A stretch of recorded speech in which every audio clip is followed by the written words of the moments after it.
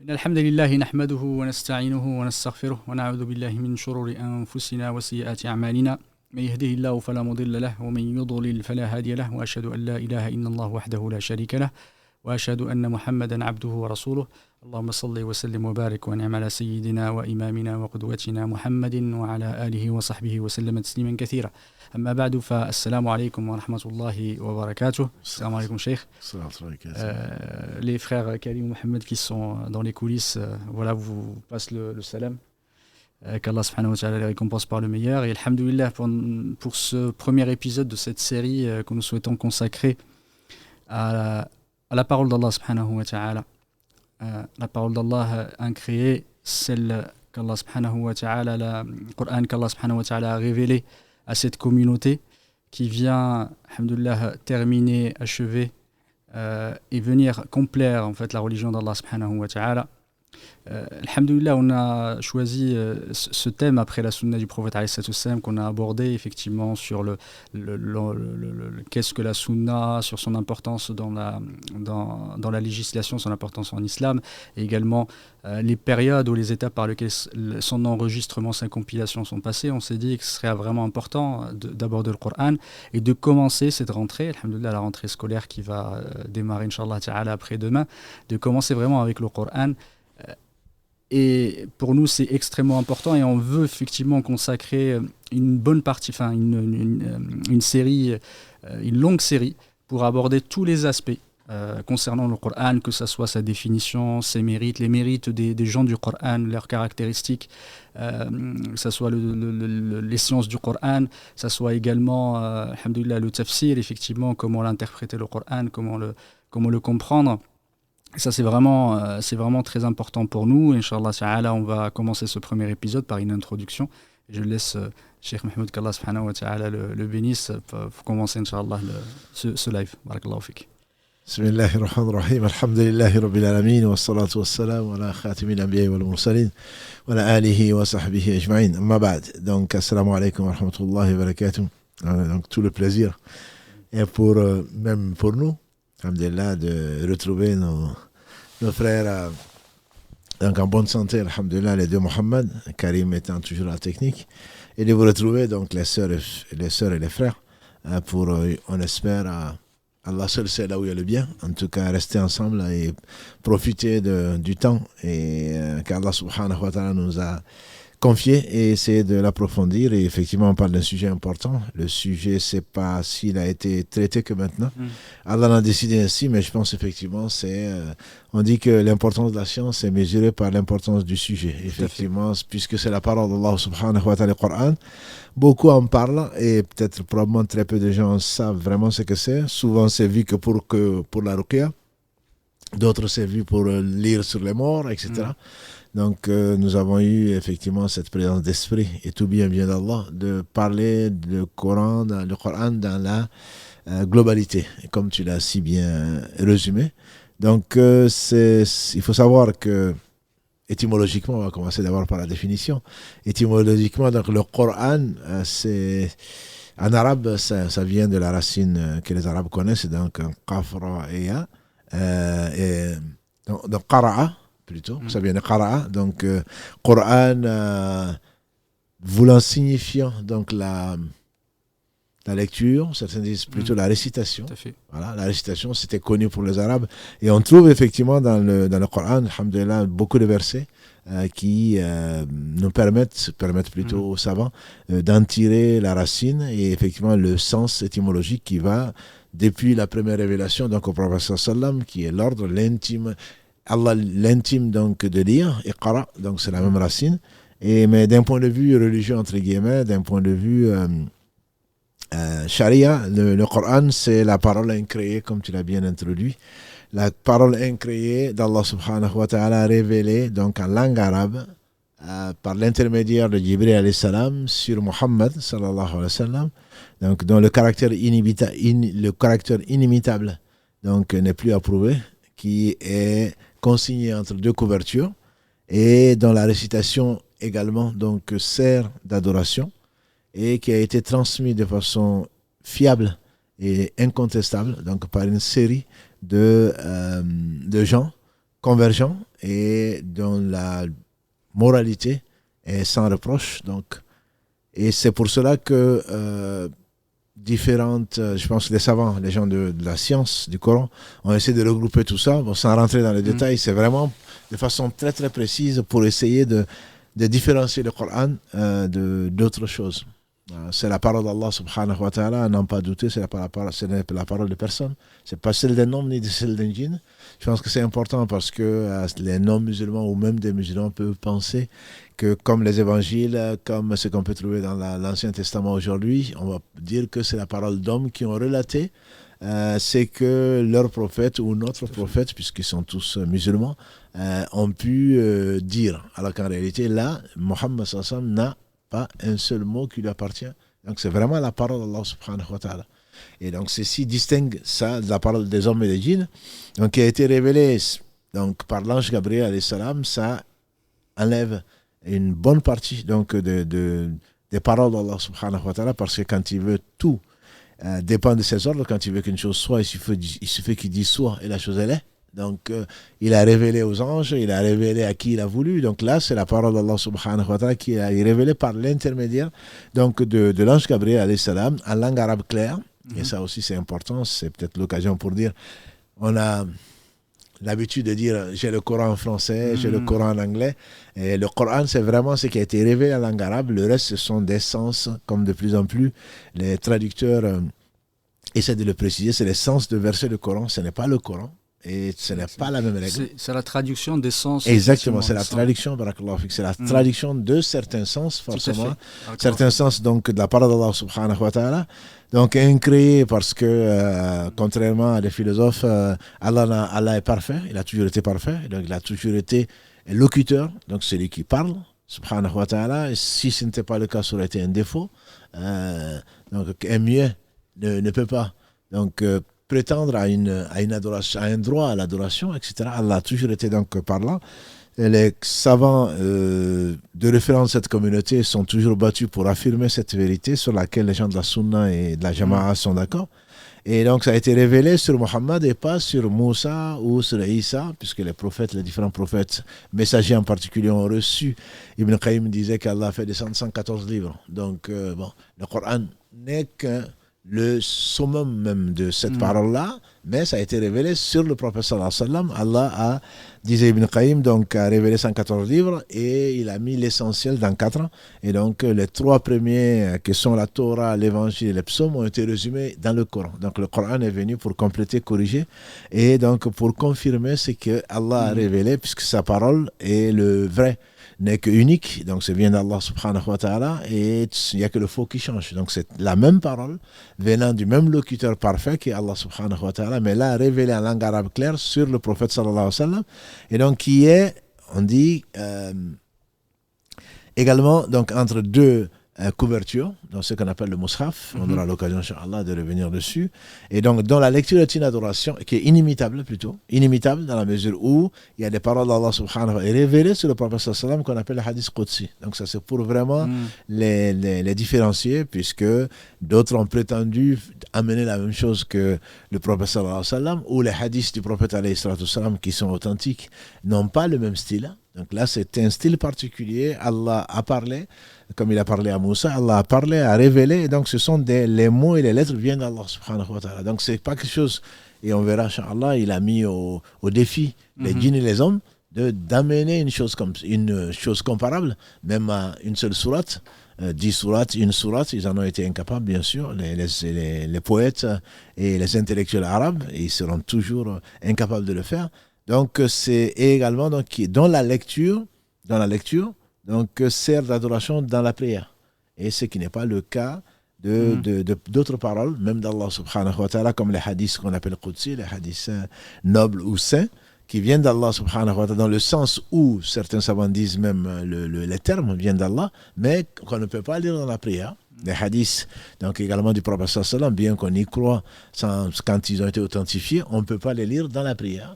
Donc ça sert d'adoration, comme la lecture de la Fatiha ou des versets dans le Coran, et également qui ont été transmis, ça c'est important, par des gens, les meilleurs d'entre nous, qui sont, après les prophètes, ce sont les meilleurs que la terre ait portés, ce sont les compagnons du prophète sallallahu alayhi wa sallam, qui l'ont transmis de façon on dit notoire, un mutawatir, c'est-à-dire qu'il y a plus, une des définitions, c'est qu'il y a plus de 30 compagnons qui ont transmis ça à plus de 30 suiveurs ou d'épigones, etc., jusqu'à nous. Et donc également qu'Allah subhanahu wa ta'ala donc a conservé, et ça a été consigné, ça veut dire qu'il n'y a pas de choses abrogées après qu'on pourrait enlever ou qu'on pourrait changer malgré les prétentions de certains en disant qu'il faut épurer le livre d'Allah de certains versets, de certaines choses pour ceci, cela. On épure ce qui est imparfait. Or Allah est parfait, sa parole est parfaite. Qu'on la contextualise, qu'on la comprenne, c'est ce que nous allons essayer, Inch'Allah, de faire. Mais de là à enlever une partie de ce qu'est Allah, de la parole d'Allah, ce serait certainement une trahison, qu'Allah nous en préserve. Et donc, voilà une définition globale que les savants donnent. Et donc, ça a été révélé sur Mohammed sallallahu alayhi wa sallam et sur personne d'autre. Et donc, c'est Allah également l'a conservé comme il a effectivement promis. Si, au fil du temps, il y a eu des changements ou des modifications ou des oublis dans d'autres révélations, entre guillemets, faites aux hommes, de la part des hommes.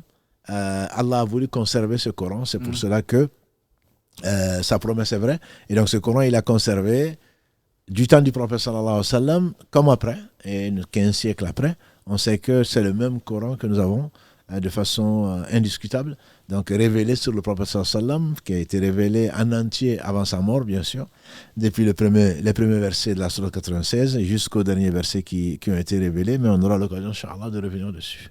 Jazakallahu khairan.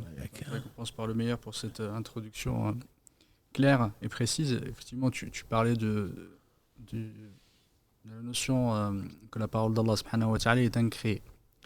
Effectivement, des fois, on peut y avoir une incompréhension. On ne sait pas pourquoi, effectivement, pourquoi on dit que c'est incréé.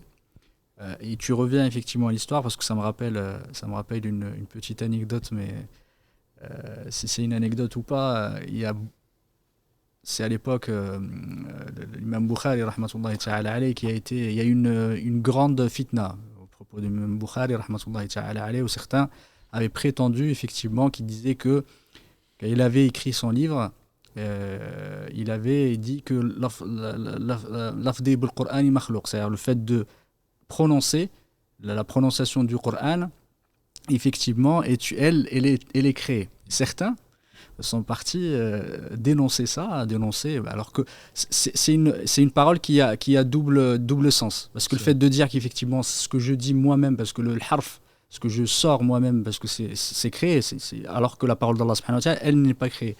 Du coup, ils sont partis le dénoncer à son maître. Et effectivement, l'imam Duhli, rahmatullahi ta'ala alayhi, quand il a entendu ça, il a demandé, il a dit, je ne veux plus le voir. Je ne veux plus voir l'imam Bukhari. C'était une grosse fitna, il a été très éprouvé par ça. Et parmi l'imam Muslim, rahmatullahi ta'ala alayhi, qui était l'élève de l'imam Bukhari, il était dans le majlis, effectivement, la réunion de Duhli. Il prenait l'ahadith de l'imam Duhli, et là, il leur a dit, celui qui s'assoit chez Bukhari, qui ne vienne plus chez moi. Et là, personne n'a rien dit, à part l'imam Muslim, rahmatullahi ta'ala alayhi, qui s'est levé, il lui a dit, moi, je vais chez lui, je ne veux plus de tes ahadiths, reprends-les.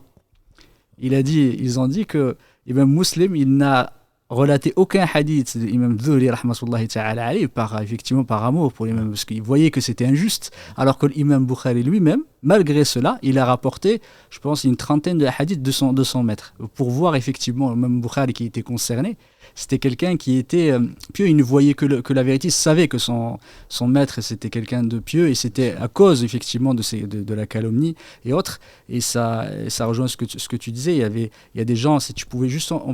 J'aimerais bien au moins en parler un peu de l'imam Ahmed, rahmatullahi ta'ala alayhi, ceux qui ont souffert à cause de ça, et de dire que c'est quelque chose d'extrêmement important. Ce n'est pas quelque chose d'anodin que de dire que le Coran est quelque chose le Coran est créé, alors que c'est la parole d'Allah subhanahu wa ta'ala, ça fait partie de ses attributs, Allah subhanahu wa ta'ala. Non, mais en effet, c'est bon. Pour ne pas rentrer dans les parties trop techniques, mais en même temps, effectivement, il faut pourquoi on dit que le Coran est la parole d'Allah incréée. Parce qu'effectivement, pour ceux qui ne connaissent pas l'histoire, je pense que quand on ne peut pas aimer ce qu'on ne connaît pas. Donc ces gens, ils ont souffert, notamment, comme tu dis, l'imam Ahmad, qui est un des maîtres, entre guillemets, de qui le Bukhari a appris et d'autres, qui a beaucoup souffert. Et quand on prend les livres de dogme en particulier, on ne le comprend que quand on connaît un peu l'historique. Donc les scènes et les fitnas qu'il y a eu, comme tu viens d'en relater un, l'imam Ahmad, quand il a vécu, c'était l'époque donc de calife, qui avait été fortement influencé par les intellectuels, philosophes, que moi j'appelle les Mu'tazila, voilà, qui sont des rationalistes, qui disent non, le Coran a été créé. Donc, pour nous, on veut dire créer ou pas créer, que ça change. On a le Coran, voilà. Mais je me rappelle d'un de nos élèves qui disait, mais où est le problème? J'ai dit, voilà, mais justement, c'est que les gens disent. Voilà, Barakallahu fik, et il disait, mais où est le problème? Créer ou pas créer?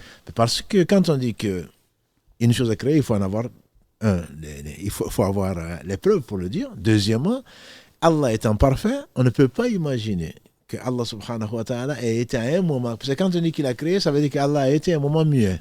C'est ça.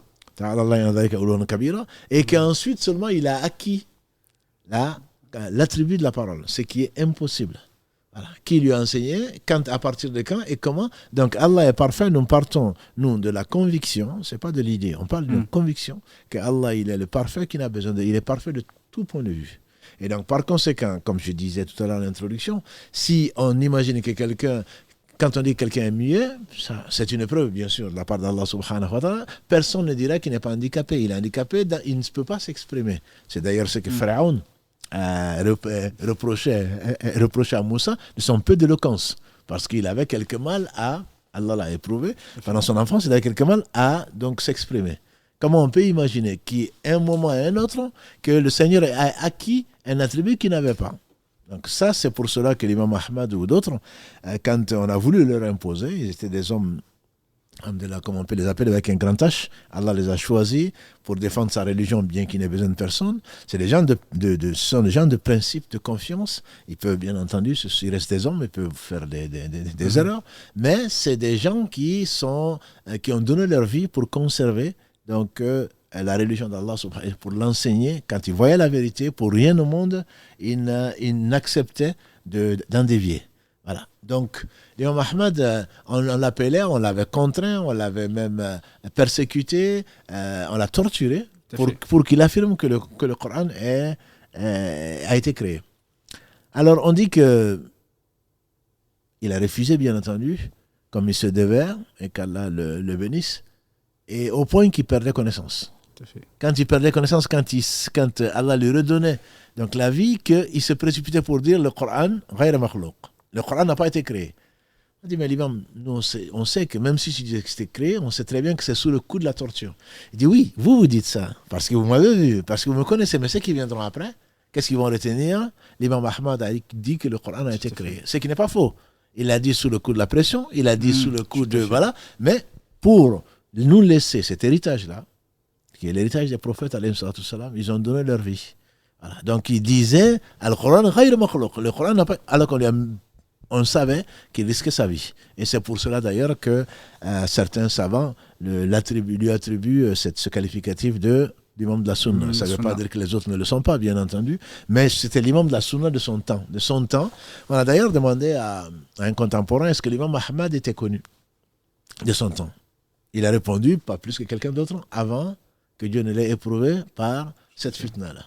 C'est-à-dire que des gens, Allah les met en lumière, leur sincérité en lumière, Allah les laisse pour la postérité, alors que, qui aurait pensé qu'à cause, entre guillemets, de la contestation d'une vérité absolue, Allah allait honorer cet homme-là, on espère, Inch'Allah, jusqu'à la fin du monde. Alors que d'autres que lui, alhamdoulilah, qui étaient peut-être plus pieux que lui, Allah a décrété qu'il allait les récompenser pour ce qu'il voulait, mais ils n'ont pas été aussi célèbres que lui. Il dit qu'il était un savant parmi les autres, mais il n'était pas particulièrement connu. Mais c'est parce que justement Allah l'a éprouvé, par ça et qu'il a tenu bon, grâce à Allah bien entendu, qu'aujourd'hui il est une école parmi les 4 écoles de la Sunna porte son nom, parce qu'on dit, quand on dit les Hanbali, on oublie même que c'est l'école de l'imam Ahmad, qui n'est pas quelqu'un d'autre, qui n'est pas un innovateur, qui était un élève de l'imam Shafi'i, le 3e des 4, et l'imam qui était un élève de l'imam Malik. Voilà, les gens sectaires, ignorants, je dirais même, ignorants et sectaires, se permettent donc de dire certaines choses. Et un enseignant de Bukhari, voilà, souvent on parle de Bukhari et Muslim, on ne se rappelle même pas qu'ils ont puisé une partie de leur science chez ces gens-là, et que lui-même bien entendu, il n'a pas inventé la roue. Il a appris chez Shafi'i, Shafi'i a appris chez Malik, Malik a appris chez Nafi', Nafi' a appris d'Ibn Omar qui a appris du prophète sallallahu alayhi wa sallam. Donc c'est une continuité, c'est une beauté, c'est une généalogie, je dirais. Celui qui ne respecte pas ces gens-là, à mon avis, il ne se respecte pas lui-même. Et quand on voit les gens parler d'eux, je pense simplement que c'est des ignorants. S'ils ne sont pas ignorants, ils sont injustes en tout cas. Donc c'est pour cela qu'il faut les connaître pour les aimer. Ça ne veut pas dire, encore une fois, on n'adore que Allah subhanahu wa ta'ala. Et la vérité, comme le fait dire l'imam Malik ou Ibn Abbas, peu importe, la vérité reste la vérité. On prend de tout le monde, on laisse de tout le monde, sauf de celui qui est dans cette tombe, s'agissant du prophète sallallahu alayhi wa sallam. Donc ils ont vécu, ils ont donné leur vie grâce à Allah, et ce n'est pas rien. Ce n'est pas rien. Nous, on change de religion, on change de discours en fonction d'intérêts matériels, alors que là, ils risquaient leur vie et ils ont été persévérants, ils ont été consistants, Allah a montré au monde entier et pour très longtemps la sincérité de ces hommes-là. Donc, je pense qu'il faut mettre chaque homme à sa place. Tout à fait. En tout cas, barakallahu fik. Et ça, c'est effectivement que rationalisme de cette école-là, la prochaine de cette époque, n'a pas manqué de, on va dire, de violence intellectuelle. Absolument, effectivement, vis-à-vis de des personnes qui voulaient, qui étaient attachées à leur religion. Il y en a beaucoup qui sont morts. Même Ahmed en parle, mais il y en a d'autres qui ont été torturés et qui ont été exécutés.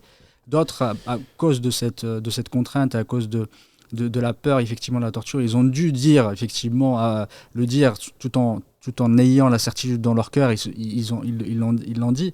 Et c'est permis. Exactement, c'est permis. Barakallahu fik, c'est permis de le faire sous la torture et sous la contrainte.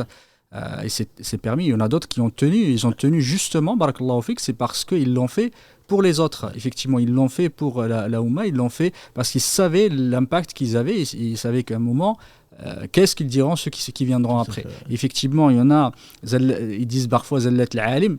C'est Zallatul Alam, effectivement. C'est des fois l'erreur en fait du savant, peut-être l'erreur de tout le monde. Il y a des gens qui le suivent et il a une responsabilité. C'est pour ça que la responsabilité du savant, celui qui est prédicateur, celui est très très importante. Il faut qu'il fasse attention à ce qu'il dit parce que sa parole peut avoir des conséquences extrêmement importantes. C'est un très beau rappel pour tous ceux qui sont sur les réseaux sociaux aussi. Ils ne sont pas des savants malheureusement. Et qui se prennent pour ceux qui ne sont pas. Et j'ai vu, hier soir, on a revu le livre de Cheikh Mohammed Al-Nu'am, qu'Allah le récompense par le meilleur, qui disait, en mettant en garde contre les péchés qui ne meurent pas. En rappelant le hadith du prophète sallam, celui qui fait revivre ma sunna, qui apporte une bonne chose dans la religion, mais qui est forcément dans les fondements, donc il aura la récompense et la récompense de tous ceux qui l'auront imité. Quant à celui qui apporte une innovation, il aura le péché, plus le péché de tous ceux qui l'auront suivi jusqu'au jour du jugement dernier. D'ailleurs, il rappelait, alayhi salatu wassalam, que Caïn, donc Qabil, il n'y a pas de sang injustement versé sur la terre, dont une partie n'est pas donc, sur le compte de Caïn, dans la mesure où il a été le premier à assassiner son frère, donc Habil. Donc, ça veut dire qu'on a une grande responsabilité quand on transmet, quand le prophète sallam dit transmettez de moi ne serait-ce qu'un verset, ce n'est pas une raison pour qu'on se permette, je veux dire, d'inventer ou de ne pas être sûr de ce qu'on dit. Et beaucoup de savants, c'est eux qui craignent Allah, vérifient ou cherchent quelqu'un d'autre pour enseigner aux gens plutôt que ce soit eux, de crainte de ramasser donc ces péchés-là, parce que, comme le dit le cheikh, il y a des gens qui meurent, mais leurs péchés ne meurent pas. Parce que donc, les gens des réseaux sociaux, et nous compris, parce que finalement on se retrouve dedans, fassent attention à ce qu'ils disent. À ce qu'ils disent, qui essaient de comprendre, qui craignent Allah, parce que si on a pris d'eux, si c'est du bien, alhamdoulilah, ils auront la récompense, mais si c'est du mal, ils vont l'avoir jusqu'au jour du jugement dernier. On préserve en tout cas. Barakallahu fik. Quand on parle du Coran, effectivement, certains ulama disent que dans le sens du Coran, c'est qu'il a englobé, effectivement. Il a englobé ce qui précédait. Là, je voulais que tu nous parles un peu de la relation entre le Coran, spécifiquement, et avec les livres, effectivement, qui l'ont précédé. Dans quel sens ? Est-ce qu'il est venu, tu l'as dit tout à l'heure, une question d'abroger, une question effectivement de reprendre. Est-ce que parfois certains orientalistes et d'autres, c'est une des critiques ou une porte d'entrée où le Coran n'est qu'une reprise effectivement de la Bible et autres. Et je voulais que tu nous en parles de ce sujet-là. Quelle est la position du Coran vis-à-vis des révélations qui ont précédé parce que si nous croyons en Jésus, si nous croyons en Moïse, si nous croyons à Abraham, si nous croyons aux différents prophètes, dont 25 sont cités dans le Coran, c'est parce que, bien sûr, on le trouve dans le Coran. Le musulman qui ne croit pas à un seul des prophètes qui est cité n'est pas musulman. Voilà. Contrairement à ce que les gens pensent. Nous, on n'a pas inventé des amis de Dieu ou des fils de Dieu ou je ne sais quoi d'autre. Nous, on est obligé de croire. C'est le musulman qui ne croit pas que Allah ait adressé la parole à Moussa, comme Allah le dit. Allah en parle dans la sourate 4, verset 164. Nous sommes convaincus qu'Allah a parlé à Moussa, il a révélé la Torah. Et celui qui ne croit pas à la Torah n'est pas musulman. D'où on le tire bien sûr, le Coran. Allah a envoyé l'évangile pour confirmer la Torah et pour alléger certaines dispositions des fils d'Israël, puisque tous les prophètes ont été envoyés, exception de Mohammed sallallahu alayhi wa sallam, ils ont tous été envoyés qu'à leur peuple. Et si Allah l'a fait, nous y croyons. On ne parle pas de 600 évangiles comme certains spécialistes donc de la Bible, d'autres en parlent. Nous, on ne parle pas, même pas de 4. Nous, on parle de l'évangile donné donc à Jésus. Nous sommes convaincus que Allah a donné l'évangile à Jésus.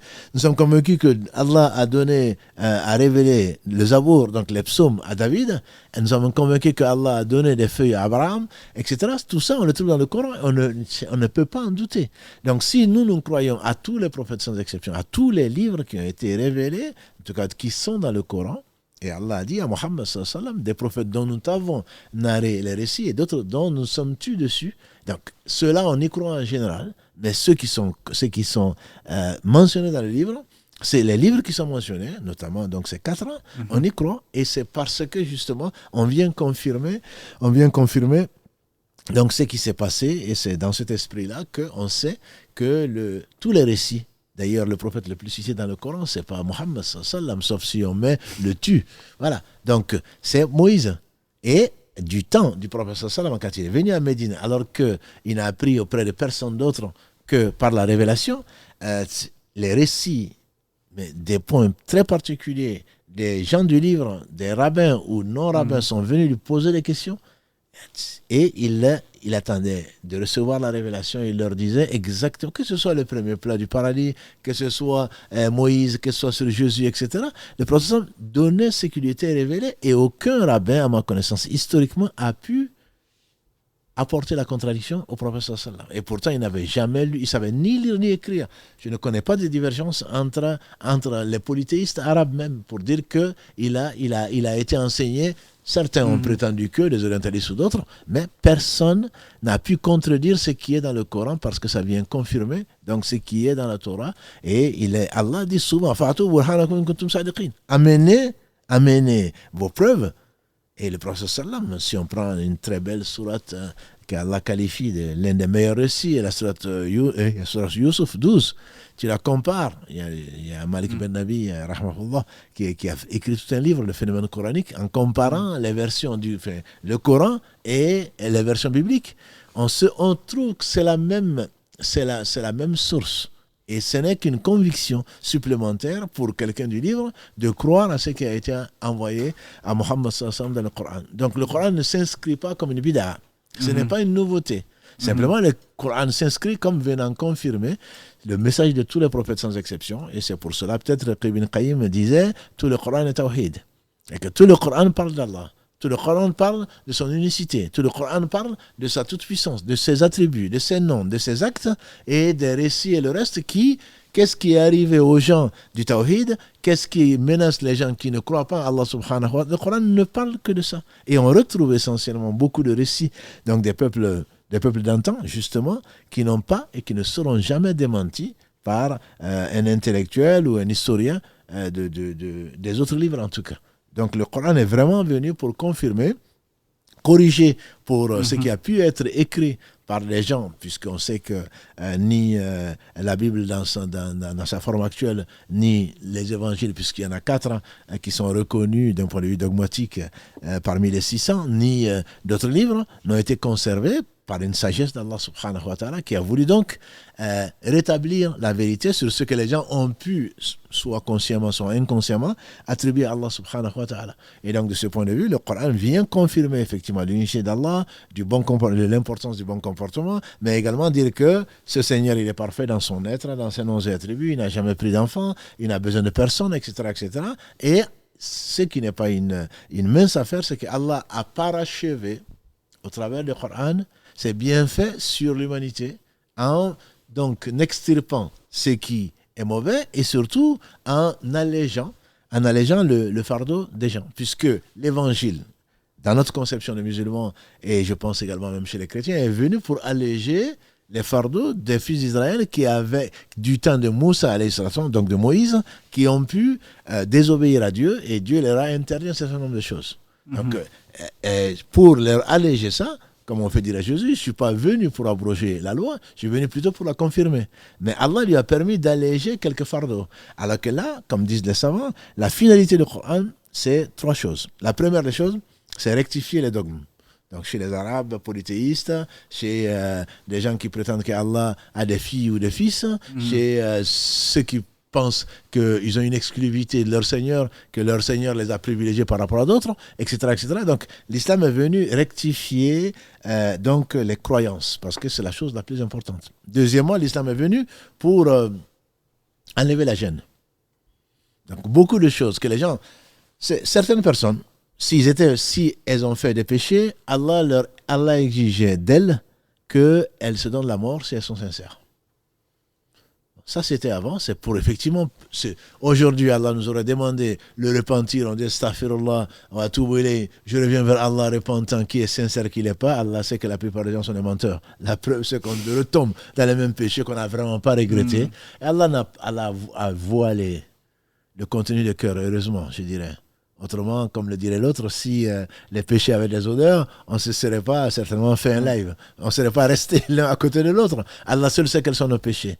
Et donc, on jure par Allah qu'on est sincère. Et Allah dit, si vraiment vous êtes sincère, puisque vous pensez que vous allez mourir, que vous allez être jugé, alors donnez-vous la mort. Et Allah rajoute, et jamais ils se donneront la mort de ce qu'ils ont fait.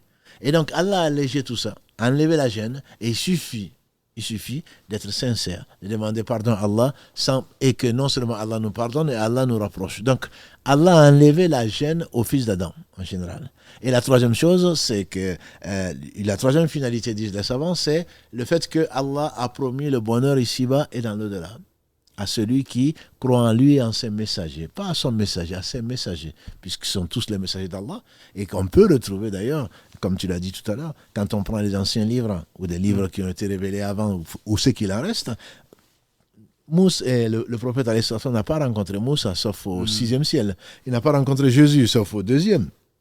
Il n'a pas rencontré David, il n'a pas rencontré Salomon, il n'a pas rencontré les différents prophètes. Mais quand il parle d'eux, quand le Coran parle d'eux plutôt, et quand il le récite, comment est-ce qu'on peut imaginer du faux dedans? D'ailleurs, Allah l'affirme, le faux ne l'atteint pas, ce livre, ni de devant ni de derrière, parce que c'est le même Dieu, parce que c'est l'ange Gabriel qui l'a descendu, qui est le fidèle comme Dieu l'appelle, Amin, Ruh al-Amin, et qui a amené sur des hommes qui sont parfaits, dont le meilleur d'entre eux qui est Mohammed sallallahu alayhi wa sallam. Donc le Coran ne vient pas en disant que vous n'avez rien compris, moi je veux vous dire la vérité. Non, le Coran vient confirmer, corriger et compléter enfin dans le sens d'alléger les fardeaux, celui qui peut prier debout, qu'il le fasse. Avant, comme l'a dit le prophète sallallahu alayhi wa sallam, il m'a été donné 5 choses qui n'ont été données à personne. Avant, les gens étaient obligés d'aller dans leur synagogue, dans leurs églises pour prier. Alors que lui, à cause de la facilité qu'Allah lui a donnée, il a dit, toute la terre m'a été donnée comme mosquée. Là où vous êtes, vous pouvez faire la prière. Donc Allah a facilité tout ça. Nous, on ne le sent pas aujourd'hui. On a l'impression que pratiquer l'islam, c'est difficile. Qu'on demande un peu, ou qu'on lise un peu, qu'on demande aux gens si on ne sait pas comment la pratique, l'adoration d'Allah subhanahu wa ta'ala était beaucoup plus exigeante qu'elle ne l'est aujourd'hui grâce à Allah par sa miséricorde.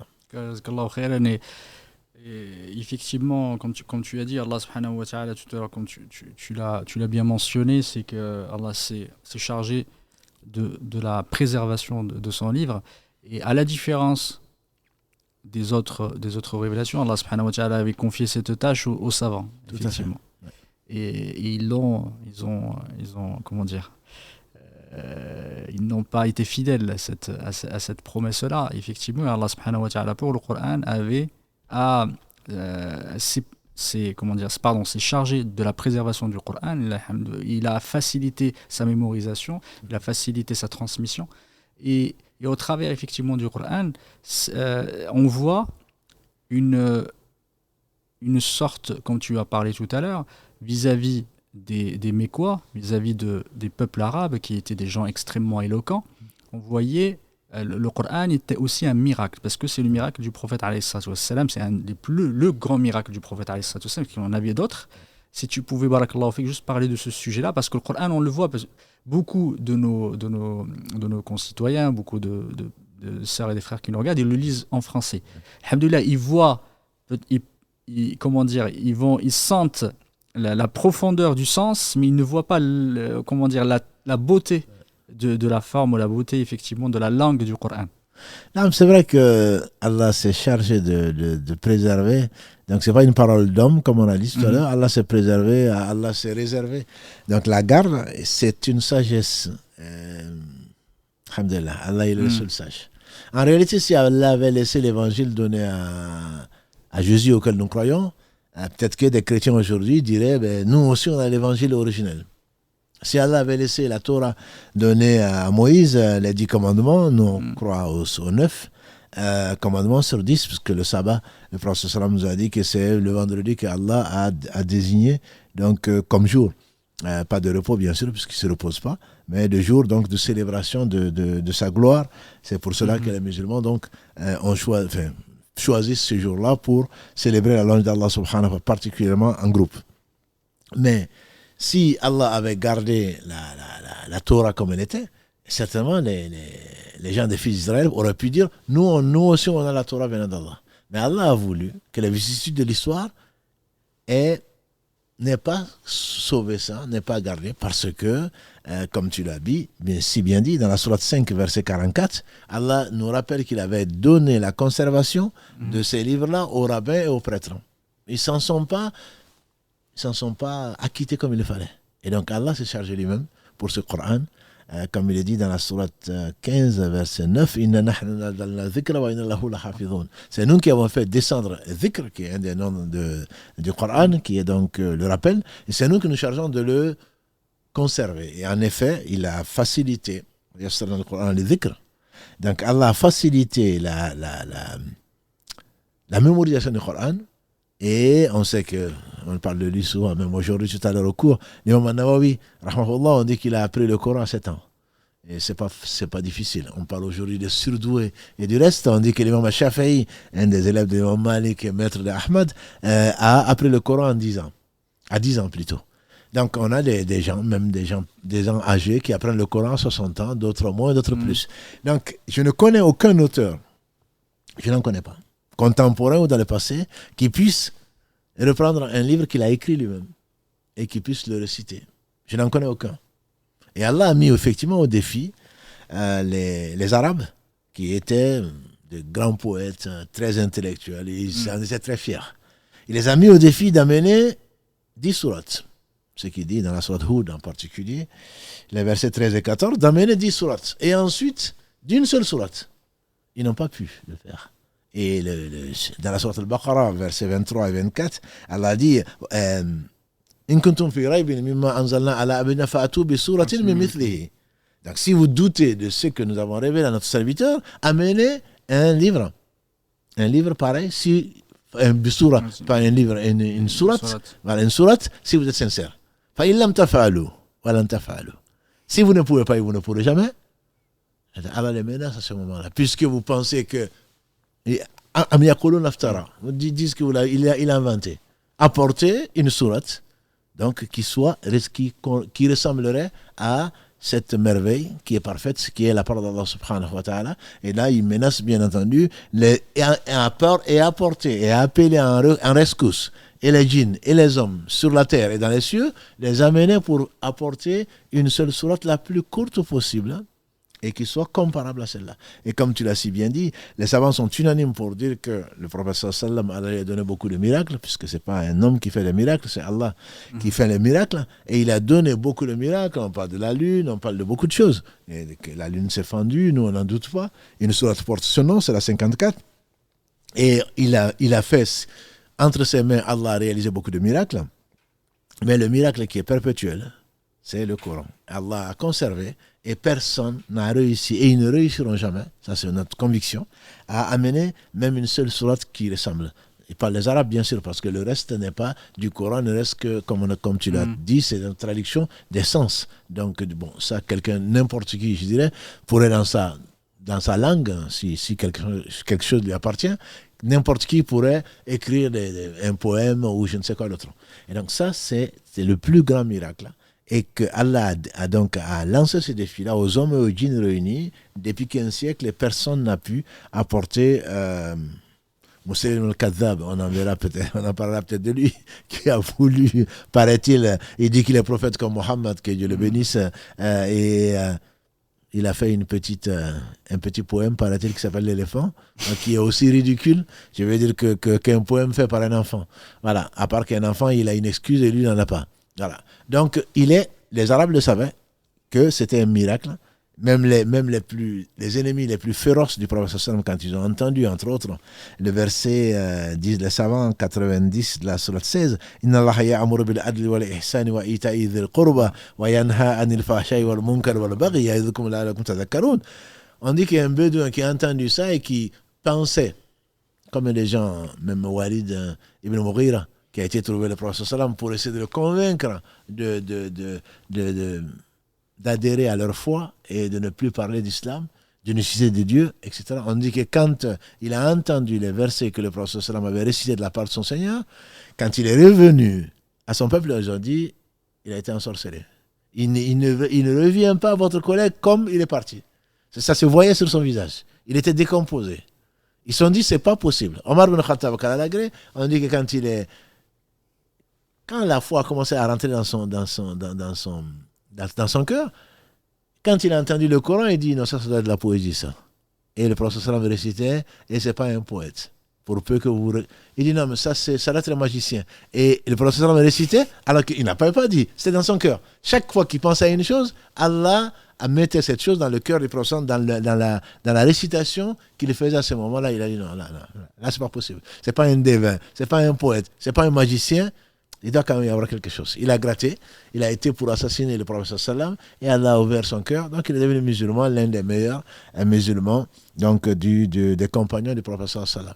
Donc ça, ce sont des choses, masha'Allah, c'est que seuls les Arabes, entre guillemets, à qui Allah a voulu du bien, comprennent. Et ceux d'entre eux qu'Allah a choisis ont adhéré à l'islam, ils en ont été fiers. Et ceux qui ont eu le cœur scellé ont mérité ce qu'ils ont mérité. C'était le quand tu disais ça, c'est parfois étonnant, surprenant, que certains, détracteurs de l'islam, ou certains qui prétendent qu'il y a des erreurs dans le Coran, des erreurs linguistiques, je parle, il y a des problèmes effectivement de syntaxe et autres. Et ce qui est surprenant, c'est qu'aucun des Arabes à l'époque n'avait soulevé ce problème, alors que c'est les gens qui connaissaient le plus l'arabe. Et on est venu des siècles après, des gens qui ne savent même pas parfois faire le i'rab de 2-3 phrases. Tu dis oui, il y a une erreur dans le Coran. Je me dis, mais c'est cet argument-là que tu viens de sortir maintenant, toi qui ne connais pas autant la langue arabe que ceux effectivement auxquels il a été révélé, eux ils ne l'ont pas dit. Et d'ailleurs, personne ne l'a prétendu. Et des fois, on se réfléchit, on se pose la question sur les objectifs de ces personnes, et surtout même, on se pose la question sur leur honnêteté intellectuelle et même est-ce qu'ils savent vraiment ce que c'est en train de lire. Moi, je dirais même pas leur honnêteté intellectuelle. Je pense que c'est sur leur on peut s'interroger sur la santé mentale. Tout à fait. Carrément. Parce que je veux dire, à raconter des choses qui n'ont ni tête ni queue et que personne n'a dit avant toi, tu viens juste de remarquer que dans le Coran, effectivement, il y aurait ceci. Dis que tu ne comprends pas. Et quand on ne comprend pas, quand on sait qu'on ne comprend pas, déjà on va aller chercher. Mais affirmer une chose parce que tu te prends pour qui? Toi, tu as connu, c'est toi qui as inventé peut-être la langue arabe, où tu comprends l'arabe plus que le bédouin. aucun bédouin, aucun notable, ni de la Mecque, ni de Taïf, aucun bédouin du désert n'est venu en disant non, là il y a une erreur. Toi maintenant, effectivement, tu reviens je ne sais pas de quelle grammaire tu as prise, et tu viens pour essayer de corriger le Coran. Heureusement qu'ils ne sont pas nombreux, je dirais. Tout à fait. Parce que celui qui dit ça, je pense qu'on va douter de son sérieux et de son honnêteté intellectuelle dont tu parles. Barakallahu fik. Et le Coran, par rapport à ce miracle qui est le Coran, c'est un miracle qui est effectivement qui revêt plusieurs facettes. Il y a la facette liée au côté effectivement linguistique, au côté l'éloquence, et aussi sur la forme, parce qu'Allah subhanahu wa ta'ala il a dit qu'il n'y a pas point de contradiction en fait dans le Coran. Et c'est ça aussi qui est la force effectivement ce qui est saillant dans le Coran, c'est que même si on recherche des contradictions, on n'en trouve pas. Et parfois, de façon, ce qui est contraire ou ce qui n'est pas le cas de l'œuvre humaine. On trouve toujours quelque chose, des oublis, des choses effectivement, on dit une chose, après on répète effectivement, on dit le contraire. Alors que le Coran, malgré le nombre de sourates important, on ne trouve pas de contradiction. Et c'est le 23 ans. Exactement. C'est le 23 ans, c'est ce que certains reconnaissent. Et toute œuvre humaine, au moins il faut la réviser. Pourquoi on a des éditions, c'est une deuxième édition, 13e édition, 20e édition. En revoyant, on se dit non mais finalement, je peux améliorer ça. Voilà. Donc sur 23 ans, on ne trouve aucune contradiction, tant d'un point de vue linguistique et événementiel, quand Allah parle comme une fois de l'histoire de Moussa, puisque c'est lui qui est cité le plus, quand il parle d'autres, ce ne sont que des choses qui sont complémentaires. Pas de contradiction de la part de quelqu'un qui n'a jamais lu, ni qui n'a jamais su plutôt lire, ni écrire. Et subhanallah, et même pour en rajouter un peu, d'un point de vue scientifique. D'un point de vue scientifique, on n'a pas eu, en tout cas on n'a pas pu prouver une contradiction entre ce que la science a vraiment démontré, je ne parle pas de théorie scientifique, entre ce que la science a démontré et ce que l'on trouve dans le Coran. D'ailleurs, la preuve, ce fameux livre de Maurice Bucaille, la Bible, le Coran et la science, sous-titré Les Écritures saintes, analysées à la lumière de la science, qui a été publié, qui a été un best-seller en 1977. Donc ce livre que moi je recommande aux scientistes, entre guillemets, qui ne raisonnent que par la science. Et après avoir appris l'arabe, il a appris l'arabe pour comprendre le Coran. Il arrive à la conclusion que la Bible a été l'objet de gens peut-être inspirés, mais d'humains. Et que dans le Coran, il ne trouve aucune contradiction entre, en tout cas dans les années 80, entre ce qui avait été découvert par la science et ce qui avait été révélé et qui trouvait dans le Coran. Il a conclu en disant qu'aucun bédouin du 7e siècle, puisqu'il appelait bédouin à l'époque en tout cas, aucun bédouin du 7e siècle n'aurait pu inventer la pression atmosphérique, n'aurait pu inventer l'océanographie, n'aurait pu inventer l'embryologie, n'aurait pu inventer le Big Bang et je ne sais quoi d'autre. Donc c'est impossible. Impossible c'est pas seulement au 7e siècle, mais même aujourd'hui, qu'un scientifique, n'importe lequel, quand ils sont morts, c'est là où on les critique, il a fait des erreurs de telle façon, il a exagéré, même le prix Nobel, qui est mort qui est mort il y a 1 ou 2 ans, c'est après sa mort qu'on dit oui, il était excellent, parce qu'il a découvert le virus du sida, mais il a fait quelques erreurs, mais ceci. Ça, c'est des contemporains. Mais un homme qui n'a jamais été à l'école, qui ne savait ni lire ni écrire, et on ne pourrait relever aujourd'hui, pour tout scientifique honnête, pourrait relever une contradiction quelconque avec ce que la science a vraiment démontré. Bon, là, ça c'est l'aspect science, l'aspect historique pareil. Le Coran te parle, pour prendre l'anecdote de la sourate Rum, 30, Rum. Et donc quand les Perses ont pris le dessus sur les Romains à l'époque, et les Romains étaient des chrétiens, dont Héraclius et le reste. Et donc ça a attristé les croyants. Et Allah dit que les Romains vont reprendre leur revanche dans Bid'u Sinin. En arabe, Bid'un, c'est entre 3 et 9. Et on dit qu'Abou Bakr a il a parié avec quelqu'un. Il dit, c'est que Allah dit, ça va arriver. Et 1 an est passé. 2 ans sont passés. 3 ans sont passés. On dit toujours que tu n'as quand même pas gagné puisque on ne voit rien arriver. Et il a dit, je n'ai pas dit que c'était dans 3 ans, ni 4 ans, mais Bid'un. Bid'un, et le succès va arriver bien entendu, quand Allah l'aura décrété, et c'était dans le bidon, c'était la 9e année, on dit, après la révélation de ça. Allah n'a pas précisé quand, parce qu'il a voulu, et n'arrive que ce qu'il veut, mais c'est ce qui a donné à Abu Bakr, entre autres, ce mérite qu'Allah lui a accordé de la sincérité, c'est que quand le Coran dit une chose, il n'y a pas l'ombre d'un doute que ça va arriver. C'est comme ça qu'il a été appelé l'homme véridique. Voilà. Et donc, ça, c'est d'un point de vue historique. Et puis, il y a bien d'autres, Inch'Allah, sur les événements sur lesquels on peut revenir. Quand non seulement il y a les récits pour lesquels on ne peut pas trouver de contradiction, mais quand le Coran a prévu qu'une chose arriverait ou annoncé qu'une chose arriverait, elle arriva et elle arrivera. Donc ça, ce sont des choses sur lesquelles les Arabes eux-mêmes n'avaient pas de doute. Ils savaient bien que ce n'était pas la parole d'un homme. Ils le savaient très bien. Et Allah a voulu donc le conserver dans le cœur. C'est ce que je voulais dire également. Allah l'a conservé dans le cœur de gens, puisque le professeur Hamidullah, qu'Allah lui fasse miséricorde, il disait qu'en seule Turquie, il y avait 100 000 personnes, en 1974, 100 000 personnes qui connaissaient le Coran par cœur. Ça, c'est en seule Turquie.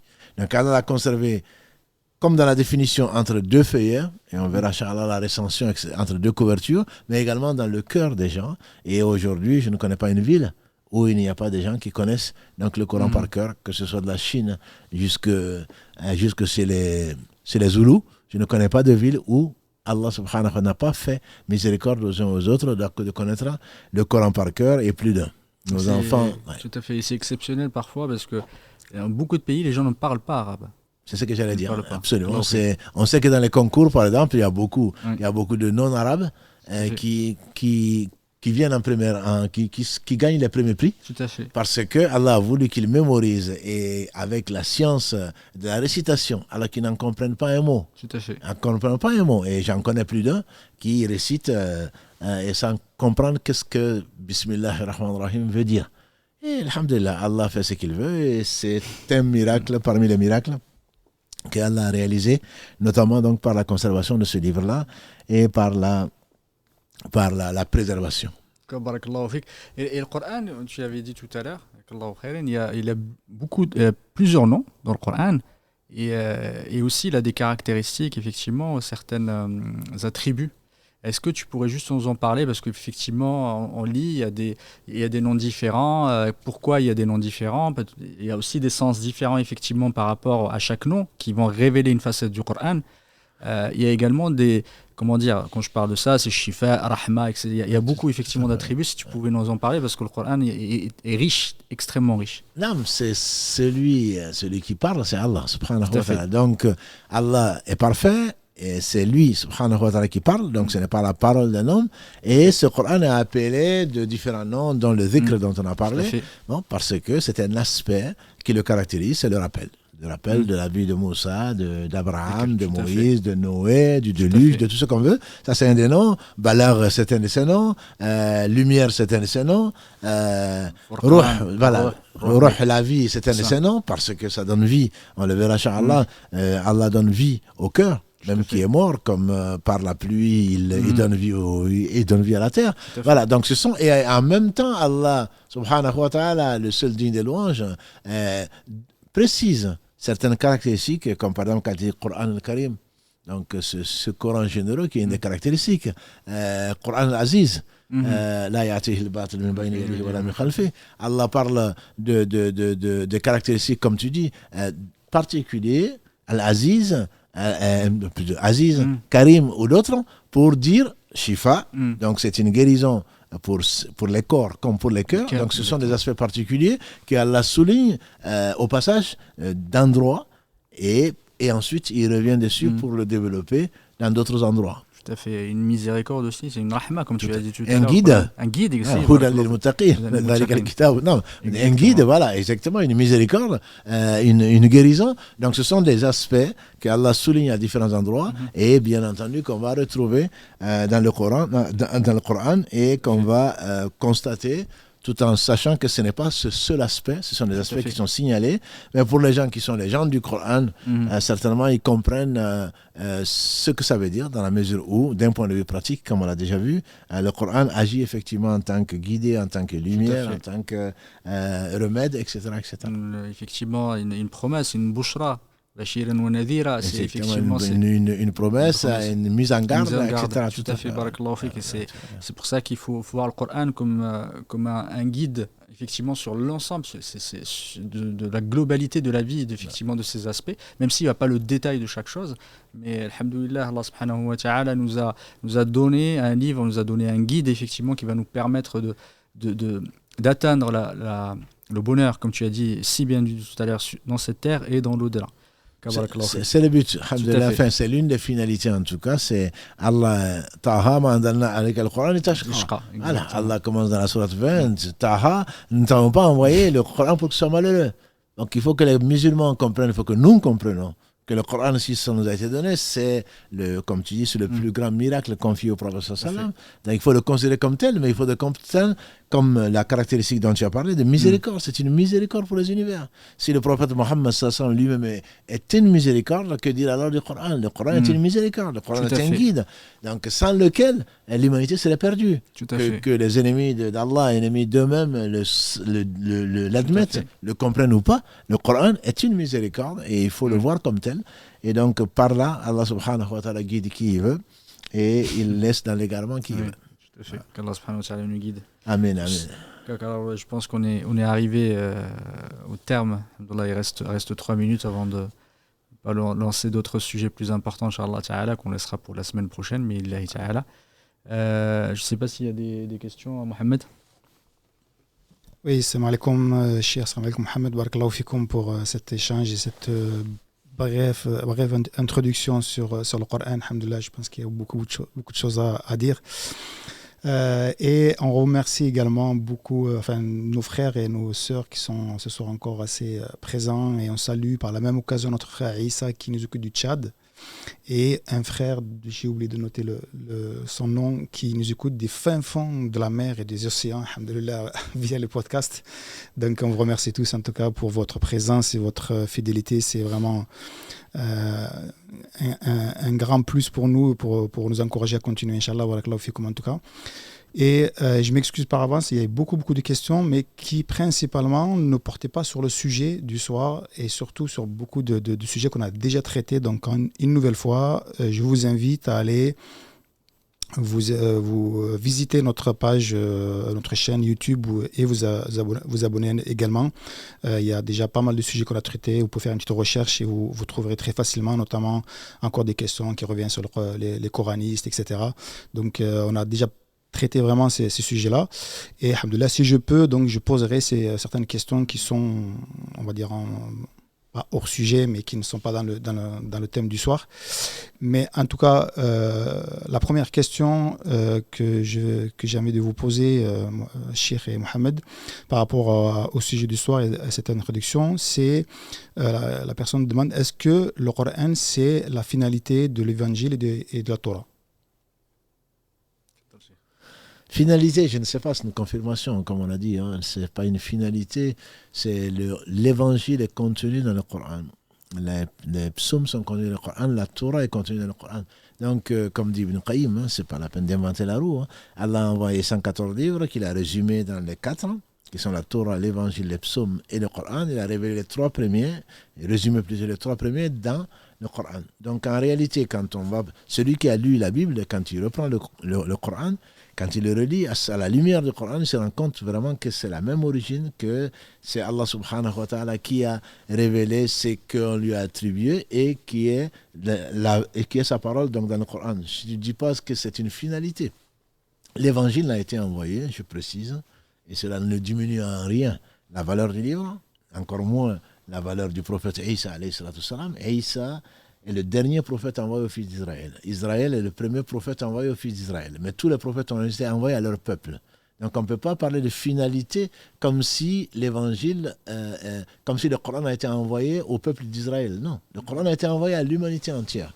Donc c'est un résumé de tout ce que Allah a voulu conserver. À un moment donné, et on verra les abrogés, les abrogeants, à un moment donné, Allah a envoyé à certains peuples des prophètes avec des règles, avec une charia particulière, convenant à leur situation, etc., etc. Et donc là, Allah a voulu englober toutes les charias, toutes les lois humaines dans le Coran, et donc pour enlever la gêne et pour alléger les fardeaux des uns et des autres. Donc, il ne vient pas seulement pour finaliser, entre guillemets, l'évangile, mais c'est conclure et résumer, englober plutôt, je dirais, et toutes les révélations d'avant et tous les livres d'avant. Barakallahu fik, Cheikh. J'ai une autre question que je poserai peut-être un peu plus tard parce que je pense qu'elle anticipe un petit peu ce qu'on va faire par la suite. Je vous propose déjà de commencer à prendre un premier appel, Inch'Allah. Allô, salam alaikum. Alaykoum salam. Vous êtes en direct, Inch'Allah, on vous écoute. Vous m'entendez? Très très bien. Alhamdulillah. Barakallahu fik pour tout ce que vous faites. Ouais. Alhamdulillah. Je remercie le cher aussi. J'ai eu du mal à vous avoir au téléphone. Alhamdulillah, il fallait que je vous ai aujourd'hui. J'avais une petite question. Oui, on vous écoute. Allô, vous m'entendez? Oui, très bien. Oui. Très bien. Oui, j'avais une petite question. En fait, je voulais savoir au niveau du Coran, parfois ça m'arrive de lire le Coran, mais en fait, je ne ressens rien, aucune sensation. Je ne ressens rien. Je ne sais pas comment expliquer cela, parce qu'on me dit que quand on lit le Coran, c'est de l'apaisement. Je ne sais pas comment expliquer ça. Je ne sais pas si vous comprenez ma question ou pas. Si, on comprend, je comprends ta question, enfin je comprends ta question, j'essaye de comprendre ta question. Alhamdulillah, la foi elle augmente, elle baisse, le Coran est un guide, est une guérison, est un apaisement, mais le Coran va rencontrer donc un réceptacle qui est ton cœur et qui est dans un état soit perturbé, soit qui est prêt à accepter son contenu, qui est prêt à méditer, qui est prêt à... Donc je pense qu'on ne peut pas remettre le Coran, parce que le même Coran, quand tu vas l'écouter demain, ou même ce soir, ou même une heure plus tard, va te faire un autre effet. Donc ça dépend de la réceptivité, je dirais. Là où tu es, malgré ce que tu penses, mais moi j'ai un problème, je vais écouter le Coran. Alhamdulillah, mais le problème c'est que tu as peut-être réduit le Coran à ton problème. Donc Allah te fait parvenir un message qui va t'apaiser peut-être de suite ou qui va t'apaiser plus tard, mais il est sûr que, comme Allah dit dans la sourate 13, Allah bi dhikrillahi tatma'innu al-qulub, n'est-ce pas que c'est par le rappel d'Allah que le cœur s'apaise. Donc ça c'est un verset auquel tu crois, auquel je crois, et on sait, il y a des moments vraiment où on est prêt à écouter. Donc, une fois que le cœur est prêt à écouter, Allah subhanahu wa ta'ala il déverse la lumière dont on a besoin pour nous apaiser. Donc c'est plus... Moi, je dirais le réceptacle qui est ton cœur et le mien, et dont l'état peut varier d'accepter ou pas une partie de ce que Allah a révélé. D'accord. Parce qu'en fait, quand je lis le Coran, à chaque fois quand je dis que je vais lire le Coran, par exemple, mes yeux se ferment, je m'endors. Justement, c'est peut-être pas le meilleur moment de lire le Coran. C'est la raison peut-être pour laquelle les gens les savants conseillent de lire le Coran quand on s'est réveillé. Et la période du matin, par exemple, avant le Fajr, ou après le Fajr jusqu'au lever du soleil, c'est la période où on a le moins de soucis, entre guillemets, et qui permet de mémoriser pour ceux qui mémorisent. Donc, même si tu n'apprends pas le Coran, c'est un moment particulier où tes neurones sont peut-être moins actifs ou peut-être tu es plus réceptive que quand tu entends des bruits et le reste, il faut s'occuper des enfants, du mari, du voisin, du non-voisin, etc. Ce n'est pas les mêmes préoccupations. C'est là où tu as le moins de préoccupations. C'est sûr que si tu t'endors avec le Coran, de deux choses l'une, soit c'est la ruqya, comme on en a déjà parlé. Certains disent qu'effectivement, quand les djinns nous entourent, il nous empêche, entre guillemets, de profiter donc, du Coran. Ça veut dire que simplement, il y a des créatures qui sont les djinns qui ne te veulent pas de bien. Soit alors, c'est que tu es vraiment fatigué. Si tu es fatigué, comme l'a dit le prophète sallallahu, même pour la prière, c'est celui d'entre vous qui ne sait même pas ce qu'il va dire, qu'il aille faire un peu de sommeil et qu'il revienne pour prier, pour ce qui n'est pas obligatoire, bien sûr. Donc peut-être que tu ne choisis pas le meilleur moment pour écouter. Si tu as envie de dormir en écoutant le Coran, il n'y a qu'une chose à faire, c'est de l'éteindre. Voilà, il ne faut pas persister, il ne faut pas insister pour écouter quand tu n'es pas prête à l'entendre. D'accord, barakallahu fik. Allah yarfik. Barakallahu fik, cher. Merci pour tout. Allah yarfik. Barakallahu fik, ma soeur. Un autre appel, Inch'Allah, Karim. Allô, salam alaikum. Allô? Oui, salam alaikum. Wa alaikum salam.